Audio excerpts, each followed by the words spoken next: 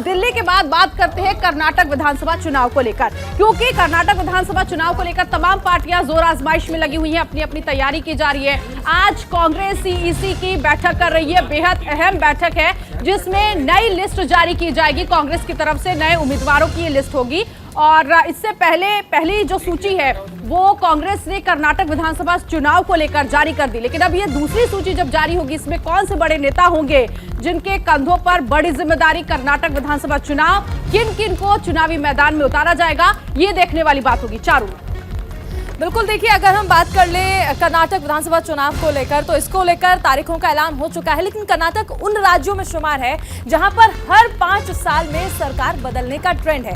ऐसे में कांग्रेस तमाम कोशिशें करेगी कि ट्रेंड बदले और एक बार फिर से वो सत्ता में पहुंच जाए। हालांकि बीजेपी अपने दुर्ग को बचाने के लिए तमाम कोशिशें जो है वो कर रही है, लेकिन ऐसे में कांग्रेस ये चाहती है और कहीं ना कहीं आश्वस्त भी है कि जिस तरह हिमाचल में चुनावी नतीजे उनके पक्ष में आए, जो हिमाचल का ट्रेंड था वो बरकरार रहा, ऐसे ही नतीजे कुछ कर्नाटक में सामने आ जाएं और सत्ता तक पहुंच जाए कांग्रेस। लेकिन आखिर ये कितनी कारगर होगी, इसको लेकर क्या रणनीतियां बनाई जाएंगी, सब कुछ इस बैठक में आज चर्चा का विषय रहा। सागर देखिए, बिल्कुल आखिर कर्नाटक विधानसभा चुनाव की बात करें तो 224 विधानसभा सीटें, लेकिन वहां पर अभी तक इतिहास क्या रहा है वो भी आप समझिए। कुल 224 सीटें, 2018 के नतीजे क्या थे? बीजेपी की बात करें तो 104, कांग्रेस की बात करें तो 80, जेडीएस की बात करें 37, अन्य के खाते में 3 सीटें। लेकिन कांग्रेस और जेडीएस ने मिलकर वहां पर सरकार बनाई थी और बाद में सरकार गिर भी गई थी। चारों जैसा कि हमने कहा 5 साल में सरकार बदलने का ट्रेंड है, यानी 2013 के नतीजों की बात कर ले तो कुल 224 विधानसभा सीटें यहां पर हैं और उसके बाद आपने देखा कि उस दौरान भी कांग्रेस के पक्ष में नतीजे रहे थे। लेकिन अगर बात कर ले 2019 के यानी लोकसभा चुनाव के पिछले साल के, कुल 28 लोकसभा सीटें हैं, बीजेपी को 25 मिली, कांग्रेस और जेडीएस साथ थे जिसमें 2 सीटें आई और जेडीएस के पास 1 सीट आई थी। तो ये 2019 के चुनावी नतीजे थे। तो देखिए, अगर हम बात करें इन नतीजों को देखकर आप समझ रहे होंगे, लेकिन 2018 में कर्नाटक विधानसभा चुनाव 12 मई को हुए थे और इस बार भी चुनाव की घड़ियां बेहद नजदीक हैं। बिल्कुल, इस बार 10 मई को चुनाव है और 13 मई को नतीजे सामने आने हैं।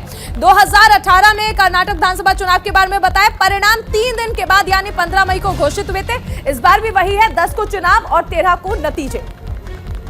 तो 2018 में तो देखिए कांग्रेस ने बाजी मारी थी, फिर बीच में बीजेपी ने कमाल किया, कई विधायक बीजेपी में शामिल हो गए, लेकिन इस बार तस्वीरें थोड़ी अलग दिखाई दे रही हैं। 104 सीटें बीजेपी बेशक जीतकर सामने आई थी, बड़ी पार्टी थी 2018 में, लेकिन सत्ता में काबिज नहीं हो पाई थी चुनाव जीतने के बाद। कांग्रेस को 78, जेडीएस को 37 सीटें मिली थी, दोनों पार्टियां मिल गई और उसके बाद कांग्रेस जेडीएस की गठबंधन ने सरकार बनाई थी कर्नाटक में। चारों बिल्कुल, और उसके बाद कांग्रेस के कई विधायक ऐसे थे जो कि बीजेपी में चले गए थे, इसके बाद बीजेपी सत्ता में काबिज हो गई। 14 महीने बाद कर्नाटक की सियासत ने फिर से करवट ले ली थी, जिसका हमने जिक्र किया कि किस तरह से कांग्रेस के विधायक जो थे वो बीजेपी में चले गए और फिर सत्ता से बाहर हो गई थी कांग्रेस और जेडीएस। कर्नाटक चुनाव के मुद्दे क्या हैं? आरक्षण विवाद एक बड़ा मुद्दा है, महाराष्ट्र सीमा विवाद भी एक बड़ा मुद्दा है जिस पर शुरुआत से ही चर्चा हो रही है।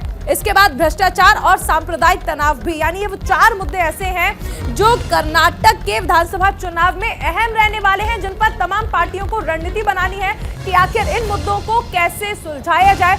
इसके अलावा लिंगायत समुदाय को भी एक अलग धर्म की मान्यता देने का एक ऐसा मुद्दा है जिसको लेकर लगातार विपक्षी पार्टियां अपने बयान देती रही हैं। तमाम मुद्दे हैं जिस पर बैठकर कांग्रेस इस समय विचार कर रही है। सहयोगी रवि सर्राफ लाइव जुड़ गए पूरी जानकारी के साथ। रवि, ताजा अपडेट फिलहाल क्या है बैठक को लेकर?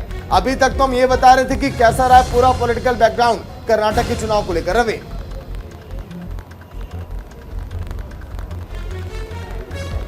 सागर, देखिए अभी फिलहाल जो है बैठक चल रही है, तकरीबन 4 घंटे से ज़्यादा का वक्त हो चुका है। सीईसी जो केंद्रीय चुनाव समिति होती है उस कमेटी की बैठक चल रही है। 100 सीटें जो है वो शेष कांग्रेस पार्टी को जारी करना है, प्रत्याशियों की सूची, उस पर एक एक सीट पर 2-2, 3-3 नामों पर मंथन चल रहा है और ये कहा जा सकता है कि एक एक सीट पर तकरीबन 5 मिनट 4 मिनट का समय दिया जा रहा है। तो अब ये कुछ ही मिनटों में जो है बैठक समाप्त होने वाली है और 100 सीटें भी कर्नाटक की जो शेष बची हुई उस पर कांग्रेस पार्टी ने प्रत्याशियों का चयन कर लिया है। इससे पहले 124 प्रत्याशियों की जो सूची थी कांग्रेस पार्टी ने जारी किया था और आप देखेंगे कि बहुत जल्द जो है 100 प्रत्याशियों की सूची जो है कांग्रेस पार्टी जारी करने वाली है। खासतौर पर इस बार ये रहा कि भ्रष्टाचार को एक बड़ा मुद्दा कांग्रेस पार्टी कर्नाटक में बना रही है। जिस तरीके से कांग्रेस पार्टी ने वहां पर अभियान चलाया 40% कमीशन का और पे सीएम का, तो इन मुद्दों को कांग्रेस पार्टी वहां भुनाने वाली है।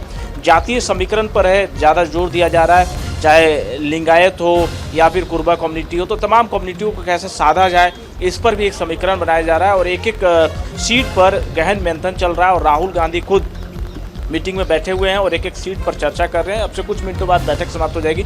आपको बैठक के बाहर की आपको तस्वीरें दिखाएं तो देखिए ये तमाम जो आपको लीडर नज़र आ रही है कर्नाटक से आए हुए हैं, जिनको ऐसा उम्मीद है कि इनके किसी चित परिचित जो है उनको टिकट मिल सकता है या इनको खुद मिल सकता है। तो कर्नाटक के लिए कांग्रेस पार्टी काफ़ी ज़्यादा संजीदा है और कांग्रेस की जो इंटरनल टीम है, जो सर्वे किया गया है उसके भी क्योंकि कांग्रेस के पास कई चुनौती है, सामने बीजेपी है। ऐसे में बीजेपी को टक्कर देने के लिए कांग्रेस के पास ऐसे उम्मीदवारों की इस बार की लिस्ट ये उम्मीद कर सकते हैं कि बड़े चेहरे ऐसे उन जगहों से जो कर्नाटक के कई हॉट सीट माने जाते हैं, तो उम्मीद ये की जा सकती है कि इस बार जो लिस्ट जारी की जा रही है इसमें कई ऐसे बड़े चेहरे जो कांग्रेस के लिए बहुत स्ट्रांग लीडर के तौर पर उभर कर निकलेंगे।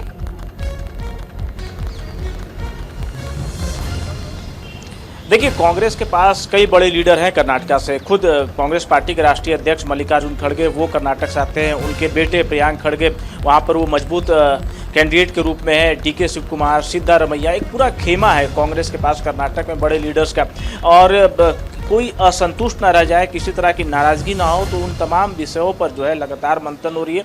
हर एक बड़ा लीडर अगर चाहता है कि उसके किसी कैंडिडेट को टिकट मिलना चाहिए या कोई मजबूत व्यक्ति है जो चुनाव अच्छे से लड़ सकता है, तो उन तमाम बातों पर जो है बारीकी से मंथन किया जा रहा है। और एक एक सीट पर 2-2, 3-3 प्रत्याशियों का जो चयन है उसकी प्रक्रिया लगातार चल रही है। और तकरीबन 4 घंटे से ज़्यादा 100 सीटों पर समय देना ये अपने आप में बहुत महत्वपूर्ण हो जाता है। कि अमूमन हमने देखा है कि सीसी जब भी होती है 1 घंटे 2 घंटे में समाप्त हो जाती है, पर 4 घंटे से ज़्यादा का वक्त हो रहा है। 100 सीटों पर जो है नाम अभी भी लगातार तय करने का काम चल रहा है। बैठक पर नजर रखिएगा, जैसे ही बैठक खत्म होगी अपडेट आपसे लेंगे। बहुत बहुत शुक्रिया पूरी जानकारी के लिए।